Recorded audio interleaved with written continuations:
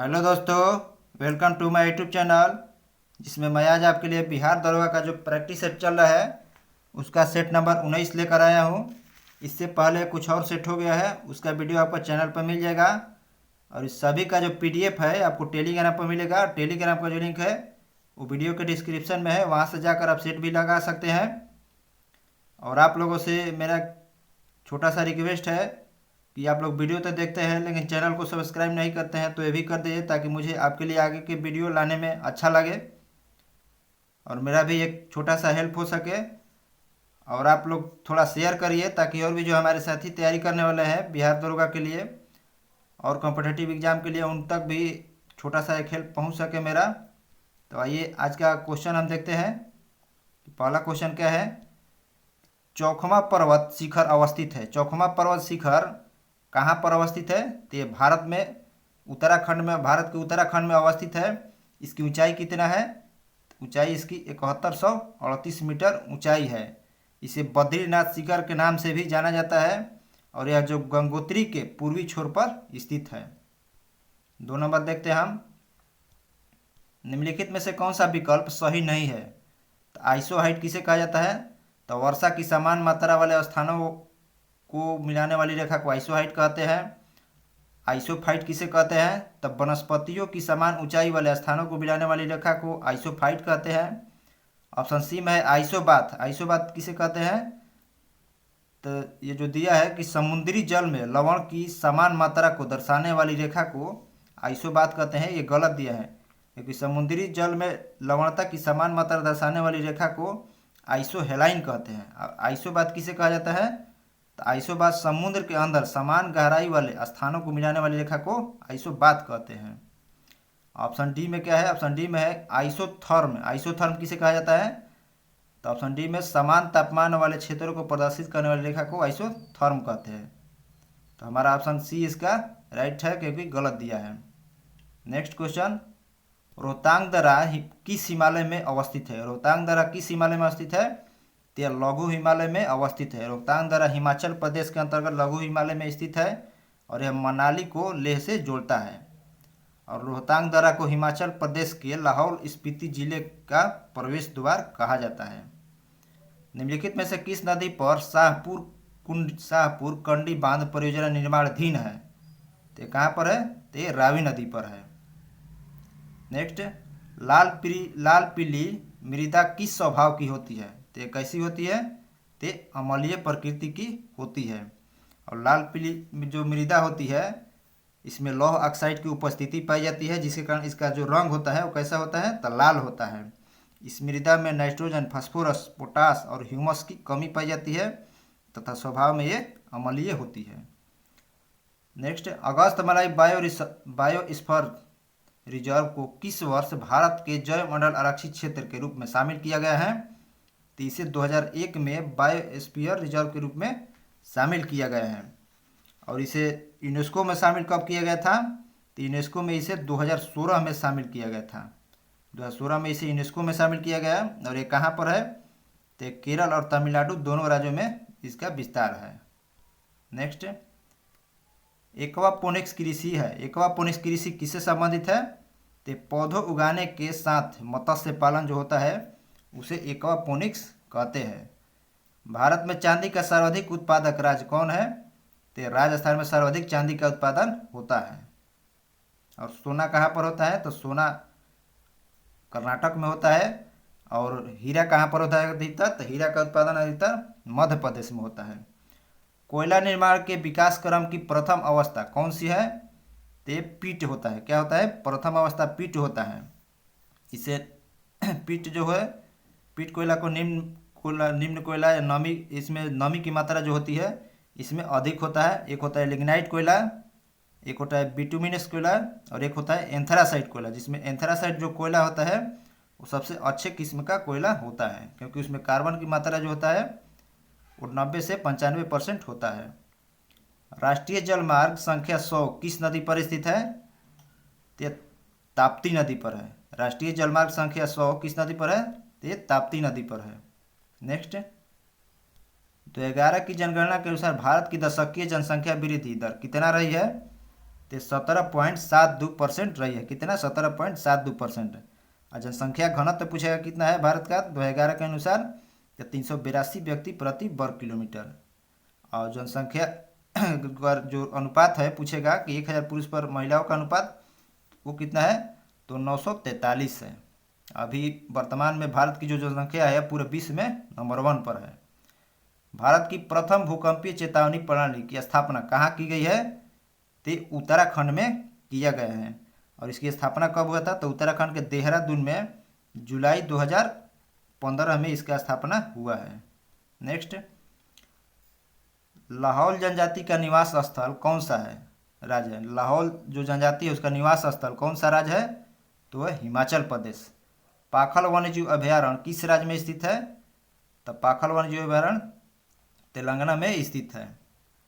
लाहौल लोक नृत्य का संबंध किस राज्य से है? लाहौल जो लोक नृत्य है उसका संबंध मेघालय राज्य से है। नेक्स्ट, ताम्र प्रसारकालीन संस्कृति के विलुप्त होने का प्रमुख कारण क्या था? तो सूखा। क्या था? सूखा। ताम्र संस्कृति के विलुप्त होने का प्रमुख कारण क्या था? तो कम वर्षा होगा तो क्या हो जाएगा? सूखा हो जाएगा। नेक्स्ट, ऋग्वैदिक आर्य निम्नलिखित में से किस पशु से परिचित नहीं थे? ऋग्वैदिक जो आर्य थे वो किस पशु से परिचित नहीं थे? तो हाथी से परिचित नहीं थे। बाकी ऋग्वैदिक आर्यों का पालतू पशु कौन था? तो पालतू पशु उनका घोड़ा था। और ऋग्वैदिक आर्यों की हाथी और व्याघ्र दोनों से परिचित नहीं थे। महात्मा बुद्ध के समय शक्तिशाली महाजनपद कौन था? तो उनके समय जो शक्तिशाली महाजनपद था वो था वज्जी था। कौन था? वज्जी 8 राज्यों का एक संघ था, जिसमें वज्जी के अतिरिक्त वैशाली के लिच्छवी, मिथिला के विदेह, कुंडग्राम के ज्ञातिरिक्त विशेष रूप से प्रसिद्ध थे। मत्स्य की राजधानी कहाँ थी? मत्स्य की राजधानी विराटनगर थी। बुद्ध काल में इस राज्य में कोई राजनीतिक महत्व नहीं था मत्स्य में। नेक्स्ट, धनुर्धारी प्रकार का सिक्का किस गुप्त शासक द्वारा चलाया गया था? तो समुद्रगुप्त द्वारा चलाया गया था। और समुद्रगुप्त को क्या कहा जाता है? इसे भारत का नेपोलियन कहा जाता है। समुद्रगुप्त का कार्यकाल कब से कब था? 350 से 375 इसका कार्यकाल था। समुद्रगुप्त के कुल 6 मुद्राएं प्राप्त होती है। कितनी मुद्राएं? 6 प्रकार की। एक गरुड़ प्रकार की, धनुर्धारी प्रकार की, परशु प्रकार की, अश्वमेध प्रकार का, व्याघ्रहनन प्रकार का और वीणावादन प्रकार का। तो इसको एक सिक्के पर वीणावादन का प्रकार भी दिखाया गया है। कांस्य मूर्तियाँ बनाने में महारत हासिल था। कांस्य मूर्तियाँ बनाने में महारत किसे हासिल था? तो जो पाल कलाकार थे उनको कांस्य मूर्तियाँ बनाने में महारत हासिल था। बौद्ध धर्म की जो महायान और वज्रयान संप्रदायों के प्रभाव से पाल शासनकाल में मूर्ति कला का विकास हुआ था। और इस कला का प्रमुख केंद्र कौन था? तो नालंदा, बोधगया और कुर्की हार था। नेक्स्ट, दिल्ली सल्तनत के किस सुल्तान द्वारा खुद को रैयत आला कहा गया था? तो जो खिजर खा था इसने खुद को अपने आप को क्या कहा था? तो रैयत आला कहा था। रैयत आला मतलब क्या होता है? तो तैमूर का महामत मतलब तैमूर का वंशज जिसका अर्थ होता है। नेक्स्ट,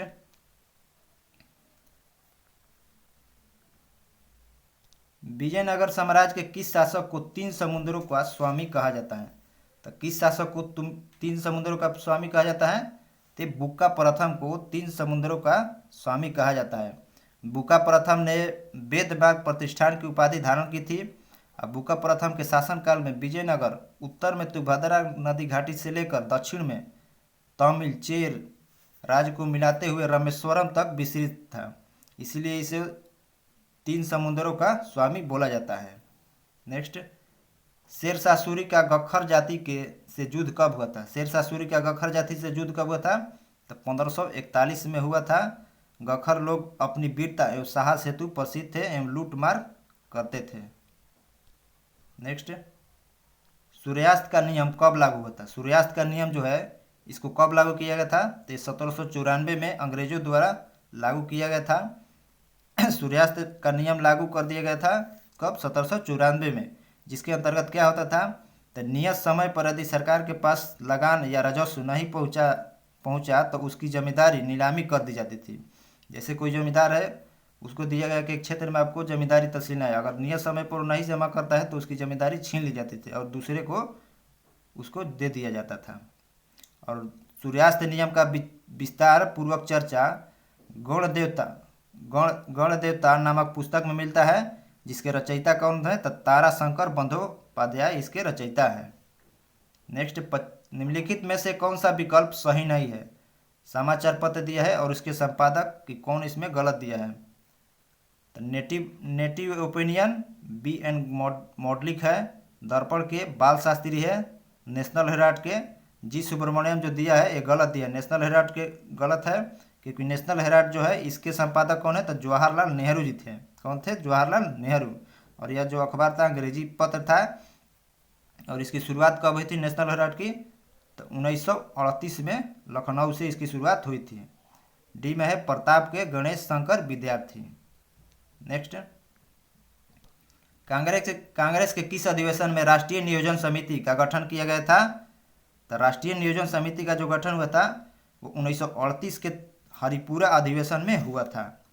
हरिपुरा अधिवेशन के अध्यक्ष कौन थे? तो इसके अध्यक्ष जो थे वो सुभाष चंद्र बोस थे। इस अधिवेशन के दौरान राष्ट्रीय नियोजन समिति का गठन किया गया था, जिसके अध्यक्ष कौन थे? तो पंडित जवाहरलाल नेहरू अध्यक्ष थे। और इसी अधिवेशन के दौरान सुभाष चंद्र बोस द्वारा हिंदी भाषा के लिए रोमन लिपि लागू करने के लिए वकालत की गई थी। किसके द्वारा? सुभाष चंद्र बोस द्वारा। 27 नंबर, आर्य समाज की स्थापना किस स्थान पर की गई थी? आर्य समाज की स्थापना किस स्थान पर हुई? तो बम्बई में हुई थी। किसके द्वारा? तो स्वामी दयानंद सरस्वती द्वारा। और कब हुआ था? तो 1875 में इनके द्वारा आर्य समाज की स्थापना बम्बई में किया गया था। और इसका मुख्यालय 1877 में कहाँ बनाया गया? कब? 1877 में इसका मुख्यालय जो बना वो लाहौर में बना था। कहाँ पर? लाहौर में। जो स्वामी दयानंद सरस्वती से थे उनका मूल नाम क्या था? तो उनका मूल नाम मूल शंकर था। नेक्स्ट, भारतीय व्यय की जांच के लिए बेल्वी आयोग का गठन किस वायसराय के समय हुआ था? तो लॉर्ड एल्गिन द्वितीय के समय हुआ था बेल्वी आयोग का गठन। और कब हुआ था?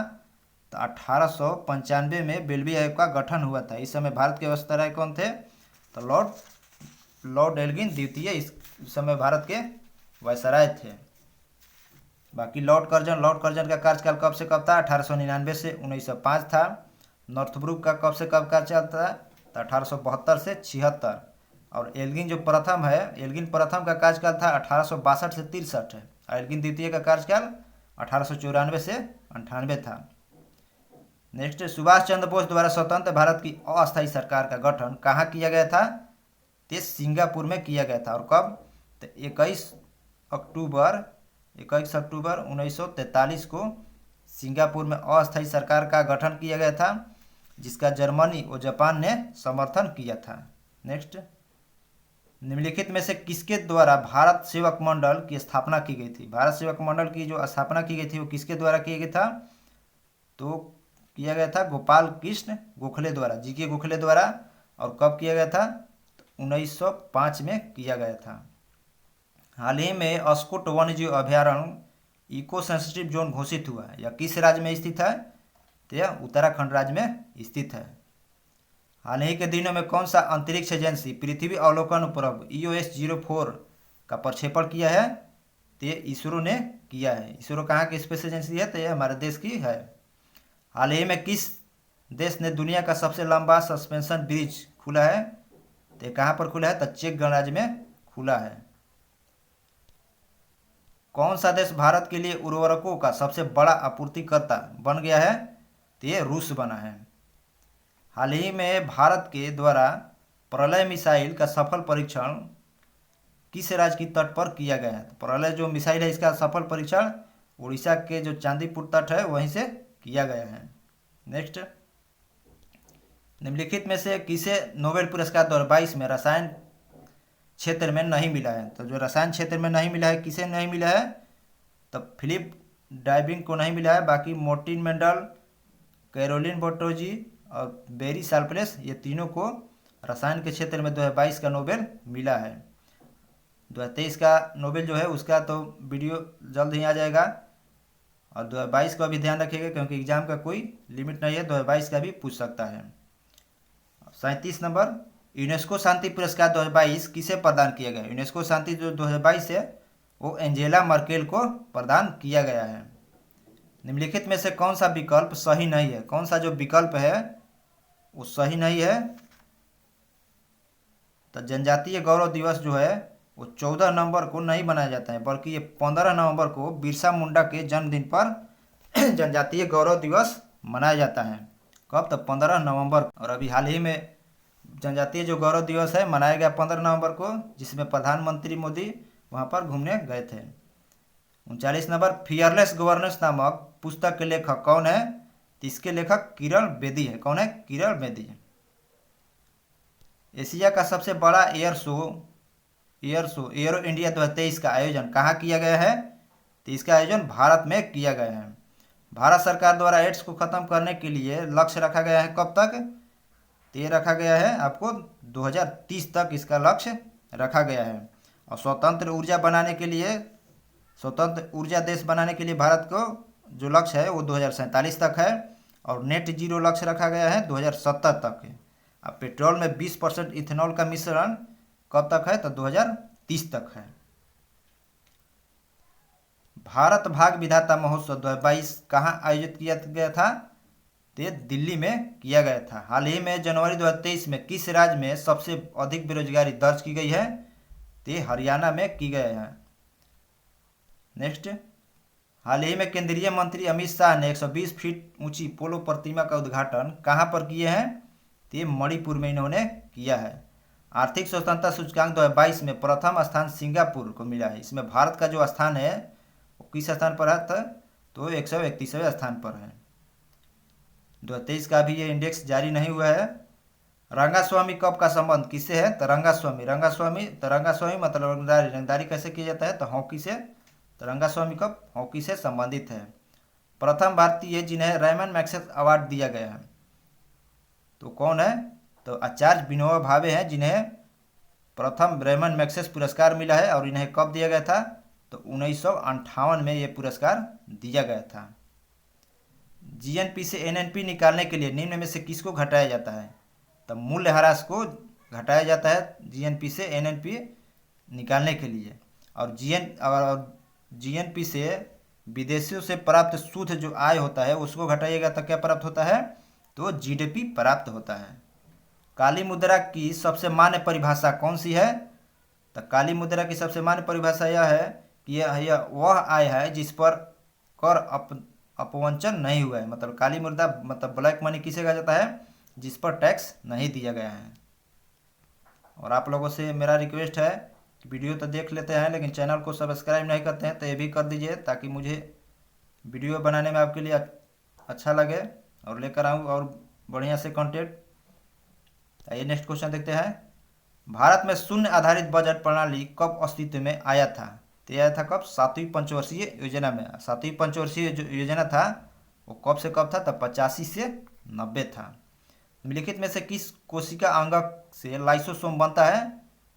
तो गोल्जी काय से लाइसोसोम बनता है। कहाँ से बनता है लाइसोसोम? कहाँ से बनता है? तो गोल्जी काय से।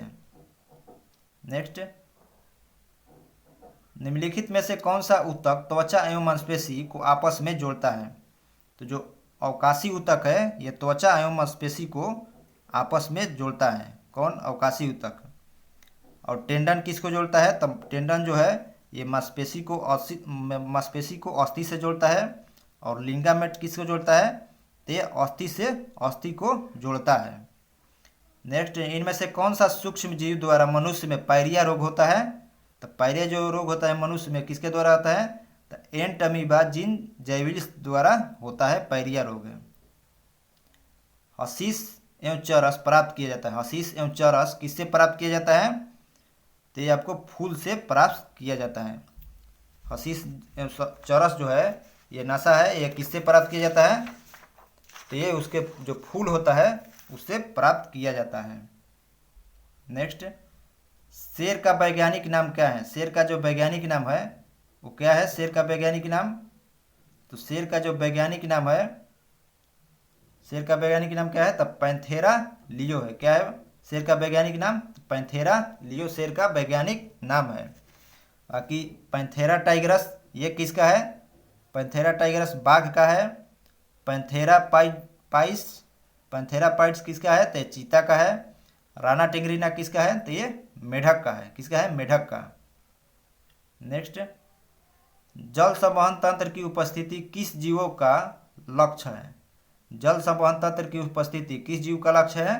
तो इकाइनोडर्मेटा का लक्ष्य है। किसका है? इकाइनोडर्मेटा का। लाल रक्त कण के निर्माण हेतु लोहे का संचय कौन सा अंग करता है? तो छोटी आंत करता है। कौन सा अंग करता है? तो छोटी आंत करता है। निम्नलिखित में से किस विटामिन का संश्लेषण मानव शरीर में होता है? तो मानव शरीर में किस विटामिन का संश्लेषण होता है? तो विटामिन ए और के दोनों का होता है। तो ऑप्शन ए जो है हमारा राइट हो जाएगा। रक्त में एंटीजन उपस्थित होते हैं। रक्त में एंटीजन उपस्थित होते हैं तो लाल रक्त कणिकाओं के सतह पर। रक्त में एंटीजन किस पर होती है? तो ये लाल रक्त जो कणिका होता है उस पर उपस्थित होते हैं। कॉपर सल्यूटियम क्या स्रावित करता है? जो कॉपर सल्यूटियम है यह क्या स्रावित करता है? ते प्रोजेस्टेरॉन को स्रावित करता है। किसको? प्रोजेस्टेरॉन को। पदार्थ के संवेग और वेग के अनुपात से कौन सी भौतिक राशि प्राप्त होती है? तो इससे जो द्रव्यमान है वो प्राप्त होती है। द्रव्यमान संवेग बराबर क्या होता है? P बराबर mv होता है। क्या होता है? P बराबर mv होता है। तो बोल रहा है कि पदार्थ के संवेग और वेग के अनुपात, तो संवेग होगा P, तो P/v बराबर क्या हो जाएगा? तो m, तो द्रव्यमान प्राप्त होता है। निम्नलिखित में से किसमें गतिज ऊर्जा नहीं होती है? गतिज ऊर्जा इसमें से किसमें नहीं है? तो खींचा हुआ धनुष में गतिज ऊर्जा नहीं होता है, बल्कि स्थितिज ऊर्जा उसमें होता है। वर्षा की बूंदे का गोलाकार होना किसका उदाहरण है? तो सतही तनाव का उदाहरण। किसका उदाहरण है? सतही तनाव मतलब पृष्ठ तनाव का उदाहरण है। ऊष्मा एक प्रकार की ऊर्जा है जिसे कार्य में बदला जा सकता है। इसका प्रत्यक्ष प्रमाण सबसे पहले किसने दिया था? तो रमफोर्ड ने दिया था। किसने? रमफोर्ड ने दिया था। रडार की कार्य प्रणाली निम्न में से किस सिद्धांत पर आधारित है? रडार किस पर काम करता है? तो रेडियो के परावर्तन पर रडार जो है वो काम करता है। किसी पेरिस्कोप में दो समतल दर्पण रखे जाते हैं। कितने डिग्री पर रखा जाता है? तो किसी पेरिस में जो दो समतल दर्पण है वह एक दूसरे के समानांतर रखा जाता है। कैसे रखा जाता है? एक दूसरे के समानांतर और 45 डिग्री के कोण पर उसको रखा जाता है। पेरिस्कोप में समतल दर्पण का प्रयोग किया जाता है और साधारण पेरिस्कोप में दो समानांतर समतल दर्पण का प्रयोग किया जाता है। और किसमें इसका प्रयोग किया जाता है? तो इसको जो पानी का जो जहाज होता है, पनडुब्बी होता है, पनडुब्बी से बाहर के जो चीज़ें होती है उसको देखने के लिए पेरिस्कोप का प्रयोग किया जाता है। प्रत्यावर्ती धारा को डिस्क धारा में बदलने के लिए क्या किया जाता है?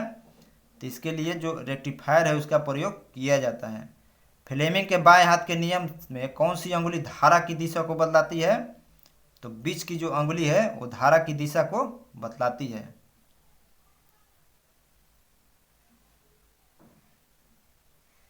निम्न में से कौन सा अस्थायी कण है? अस्थायी इसमें कौन सा कण है? तो जो न्यूट्रॉन है वो एक प्रकार का अस्थायी कण है।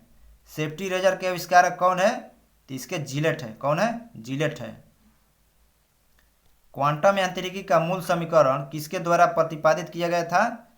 तो श्रोडिंजर द्वारा प्रतिपादित किया गया है। किसके द्वारा? श्रोडिंजर द्वारा इससे प्रतिपादित किया गया है। और इसके लिए इन्हें नोबेल कब मिला था? तो इसके लिए इन्हें नोबेल 1933 में मिला था। निम्नलिखित में से किस ताप पर सभी गैसों का आयतन शून्य हो जाता है? तो किस ताप पर जो सभी गैसों का आयतन है वो शून्य होता है? तो या तो 0 केल्विन होगा और नहीं तो -273 डिग्री सी हो जाएगा। तो ऑप्शन ए में है 0 केल्विन, तो यही हमारा आंसर हो जाएगा। नेक्स्ट क्वेश्चन क्या है? निम्नलिखित में से किस वर्ग के तत्वों की इलेक्ट्रॉन बंधुता उच्च होती है? तो किस वर्ग के जो तत्व है उसकी इलेक्ट्रॉन बंधुता उच्च होता है? तो वर्ग 6a का तत्व का।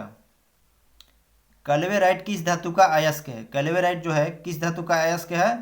तो सोना का अयस्क है। किसका अयस्क है? सोना का अयस्क है। निकेल वाय मिश्र धातु है। निकेल वाय मिश्र धातु में अवयवी तत्व कौन कौन जो है मौजूद रहता है निकेल वाय में? तो निकेल वाय में कौन कौन रहता है? तो एल्युमिनियम, कॉपर और निकेल रहता है। निम्नलिखित में से किस देश में ब्लू आइस पाया जाता है? जो ब्लू आइस है वो किस देश में पाया जाता है? तो ग्रीनलैंड में पाया जाता है।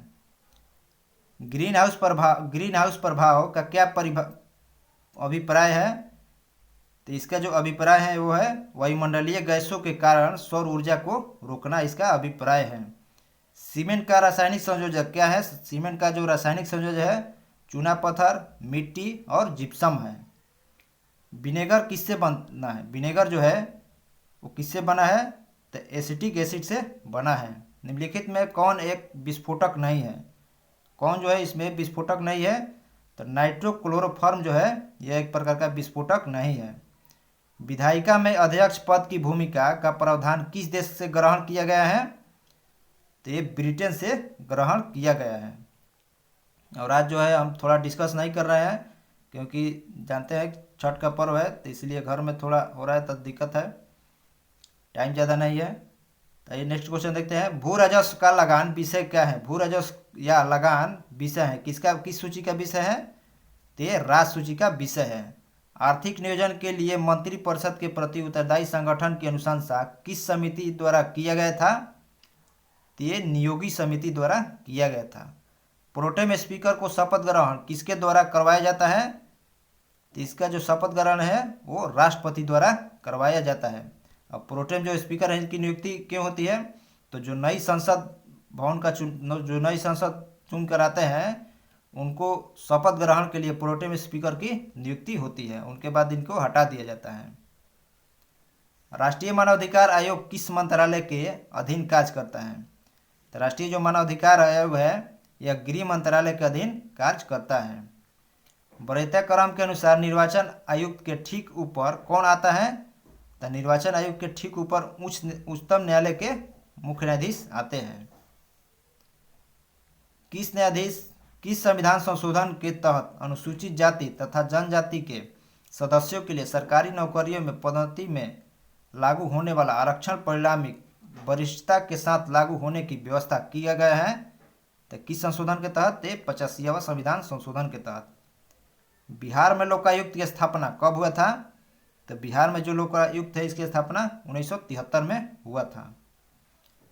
10वीं अनुसूची में उपबंधों को प्रभावी बनाने की शक्ति किससे होती है? तो संबंधित सदन के सदस्य को होती है। केंद्रीय सूचना आयुक्त का कार्यकाल कितना होता है? तो 5 वर्ष या 65 वर्ष इनका कार्यकाल होता है।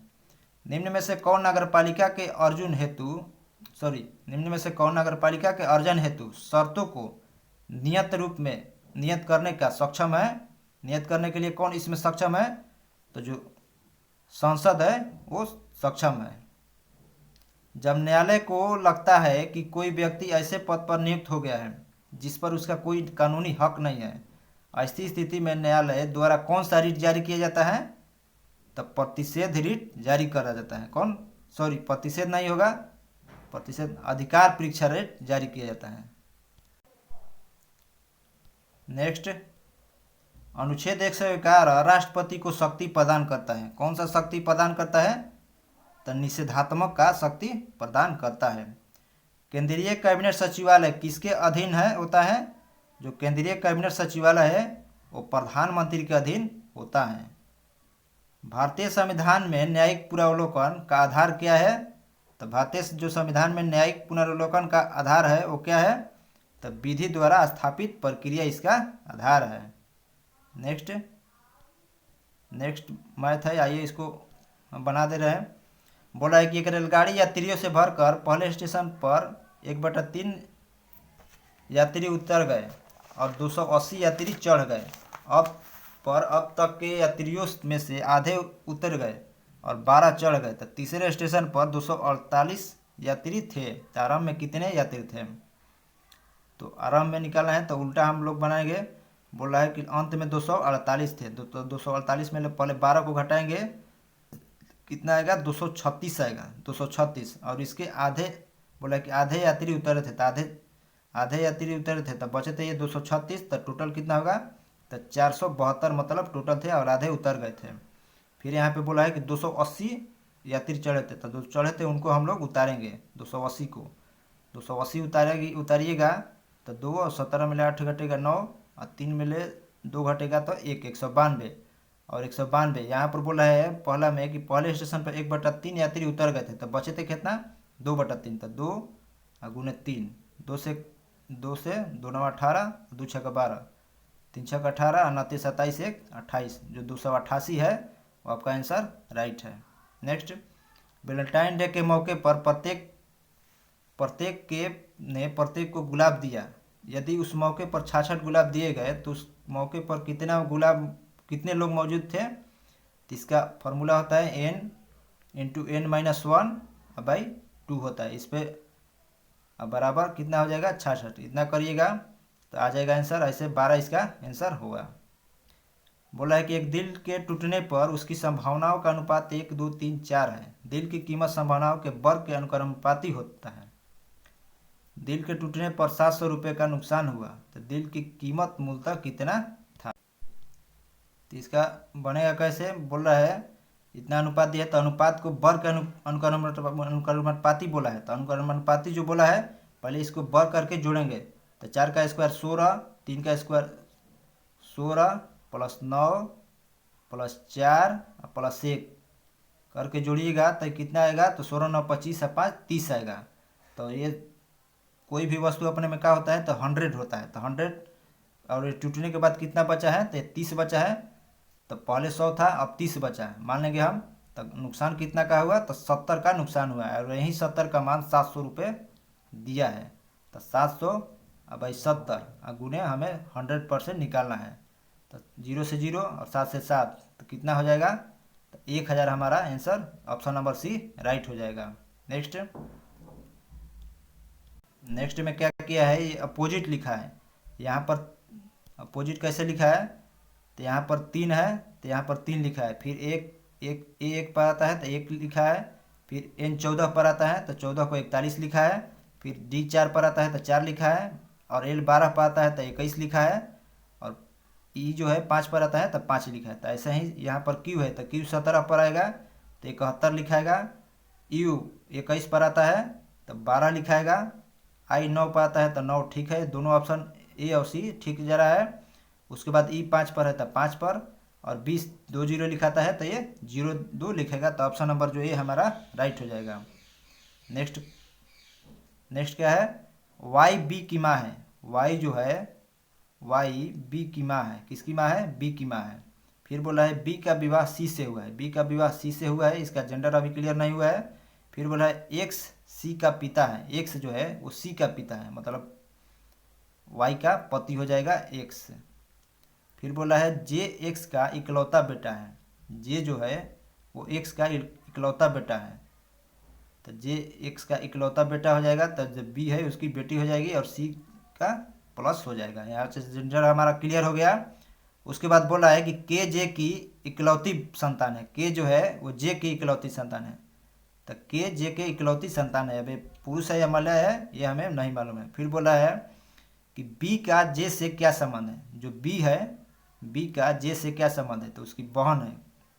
सॉरी, क्या है?